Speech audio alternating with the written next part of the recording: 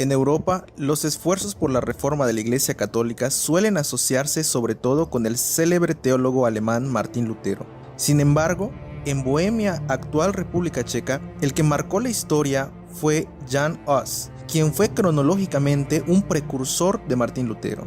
Jan Hus, o Juan Hus en español, llegó a Praga en el año de 1391, cuando Bohemia era gobernado por Wenceslao IV, hijo del famoso rey checo y emperador romano Carlos IV. A sus 20 años, Hus tenía bastante clara su futura carrera profesional, pues quería convertirse en sacerdote.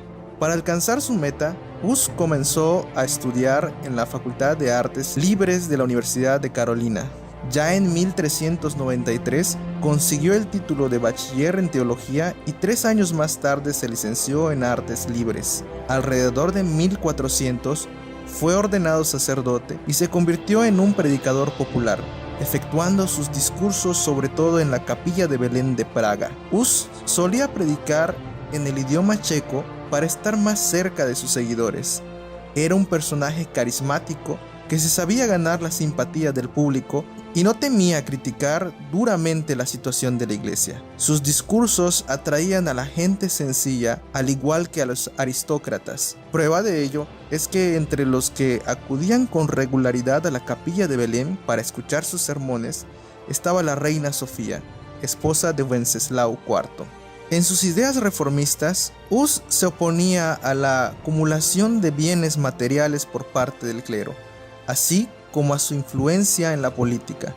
Hus reprochaba a los representantes eclesiásticos su manera de comportarse y su baja moral. Se oponía a la supuesta omnipotencia de los sacerdotes, que consistía en el derecho de otorgar absolución de los pecados, y argumentaba que tal derecho solo lo tenía Jesucristo. En su obra escrita más famosa, titulada De Ecclesia, incluso advirtió a los creyentes que la cabeza de la iglesia es Jesucristo y que no había que obedecer al Papa si sus órdenes contradecían claramente los preceptos bíblicos. Aparte de esas ideas bastante provocadoras, propuso privar a la iglesia de sus bienes y repartirlo entre los que más ayuda necesitaban, o sea, utilizarlos para fines caritativos, auspiciados por el mismo monarca y la alta aristocracia.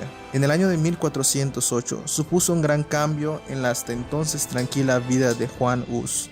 En vista de la crisis por la que atravesaba la Iglesia Católica, el Papa dictó una bula que prohibía las ideas de John Wycliffe, del que Hus se había inspirado en gran medida. Como consecuencia, Hus decidió no respetar la orden y siguió difundiendo las tesis del reformador británico, aún después de que el sumo pontífice publicara en el año de 1409 otra bula que prohibiera predicar en capillas privadas, como lo era la Capilla de Belén. La crisis en torno a Juan Hus culminó en el otoño de 1412, cuando el Papa lanzó un interdicto sobre Praga que prohibía la celebración de oficios durante la presencia de Hus en la ciudad. Ante tal medida, Jan o Juan se trasladó al campo, concretamente en Bohemia del Sur, y mientras permanecía allí, la Facultad de Teología de Praga lo calificó como hereje.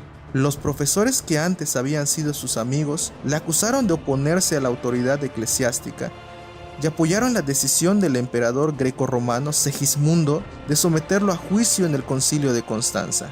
Juan Hus llegó a Constanza con el fin de defender sus ideas y disputar con los sacerdotes su doctrina e imponer su verdad, pero fue detenido y encarcelado.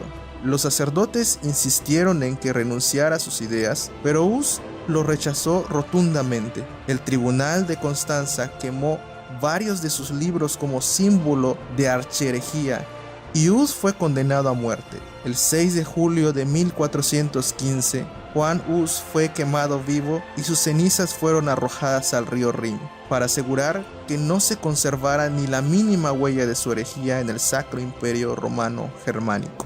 La Iglesia sostuvo que con la muerte de Hus, la situación en el país se estabilizaría, pero sucedió todo lo contrario, y la muerte de Juan Hus no hizo morir sus ideas. Su terrible y conmovedor fallecimiento impulsó el surgimiento del movimiento revolucionario de los husitas. La lucha de los husitas, que compartían las ideas fundamentales de Juan, mancharon de sangre todo el siglo XIV, aunque el movimiento de los husitas se fue descomponiendo poco a poco, tanto por desacuerdos internos como por intervenciones de sus enemigos. Sus actividades e ideales influyeron el curso de la historia en el país y, de cierto modo, también en una considerable parte de Europa.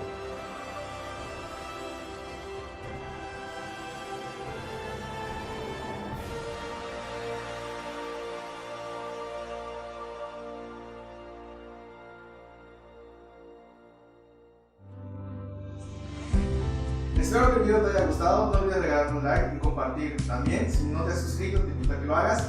Y también, si en un próximo video te gustaría que hablemos acerca de otro personaje de la Reforma, déjame en los comentarios y de esa manera nos ayudarás a elaborar material para el siguiente video. Hasta luego.